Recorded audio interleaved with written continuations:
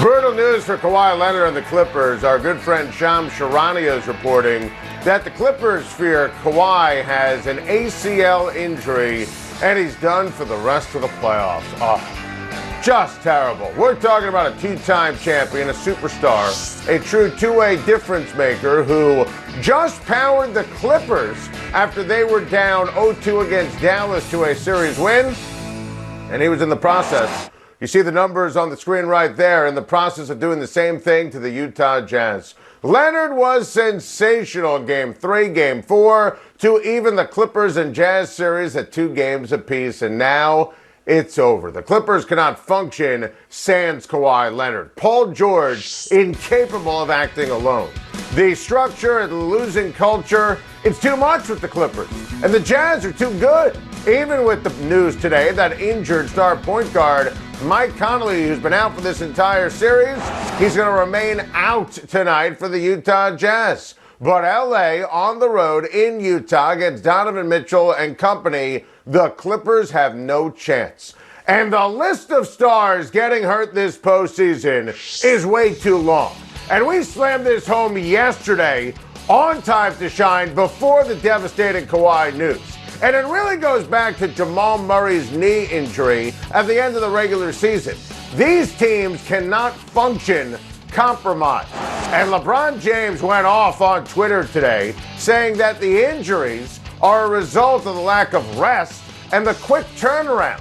And he's right, you know. It's the residue of terrible design by the league with a short offseason after the bubble and then the 72-game regular season in a very condensed period. Kawhi, AD, LeBron, Harden, Murray, Mitchell, Conley.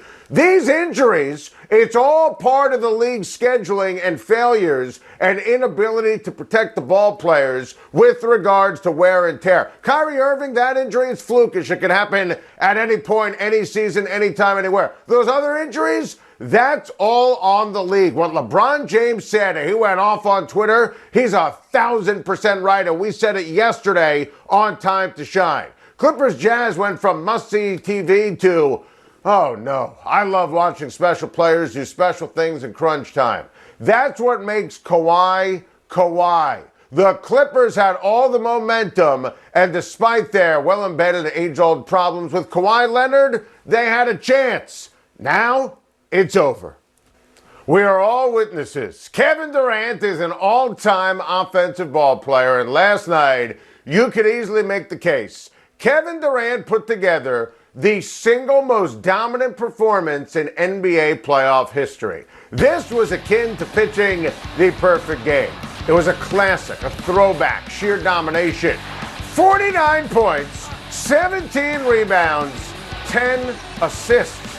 Kevin Durant played every single minute, didn't rest.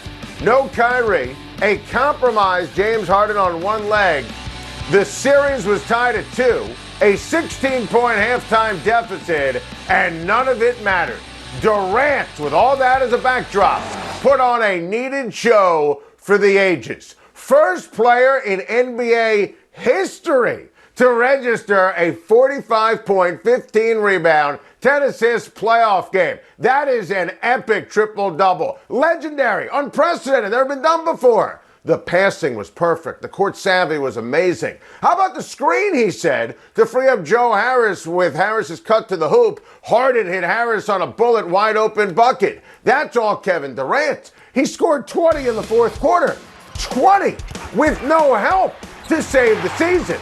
You saw it to start the show in that wonderful montage that our crew put together. I told you last night on Time to Shine, I love the Nets and love KD to win and secure a legacy game. Not playing with all-stars and even outkicked my expectations. Look, I'll never understand the KD hate. Sure, I get it when it comes to burner accounts and social media and being sensitive. But on the court, he's the best player in the NBA, bar none. He's a legend.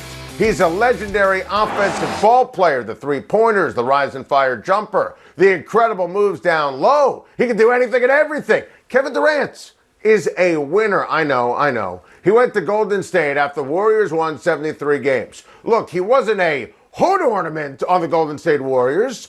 He was a two-time Finals MVP, getting Golden State over the hump.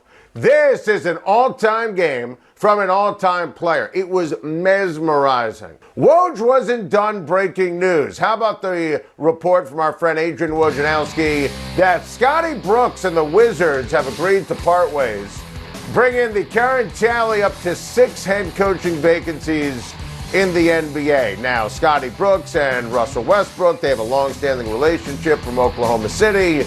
I'm also going to guess that Russ knows the deal.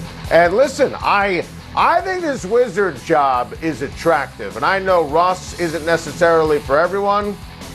You know I disagree with that. If you have the opportunity to coach Bradley Beal and Russell Westbrook, Washington made the playoffs. I believe with a real head coach, a better head coach, Brooks' in-game management was never anything great in Washington or OKC. You get somebody like Chauncey Billups, and he should be number one on the list for a team like the Boston Celtics. You get someone like that coaching Washington, they're not going to sneak into the playoffs. They're going to win a round next year in the postseason. The news was coming out fast and furious this morning in the NBA with the great Adrian Wojnarowski breaking the news that the Pelicans fired head coach Stan Van Gundy after just one season in New Orleans.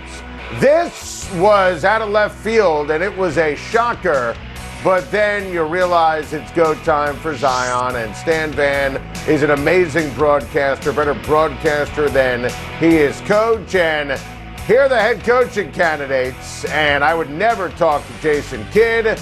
Teresa Witherspoon is on the Pelican staff. She would be a perfect choice. The Athletic reported today that she has an unbelievable rapport with Zion Williamson, challenges him in practice, gets the most out of him. She is beyond qualified to be a head coach in the NBA. That, to me, would be an amazing hire. I think Teresa Witherspoon, who knows, obviously, the inner workings of the Pelicans organization, a sensational coach, a sensational player, she would be my choice for the next head coach of the New Orleans Pelicans. Look, the Grizzlies, way ahead of the curve right now with Ja Morant. They're ahead of the New Orleans Pelicans. So this is a pivotal hire. You know, Zion had Gentry his first year, Stan Van his second year, so it's go time. New Orleans has talent. They've pumped the players, the money, the resources in. Let's go. They need to make the playoffs coming up in year number 3 for Zion Williamson.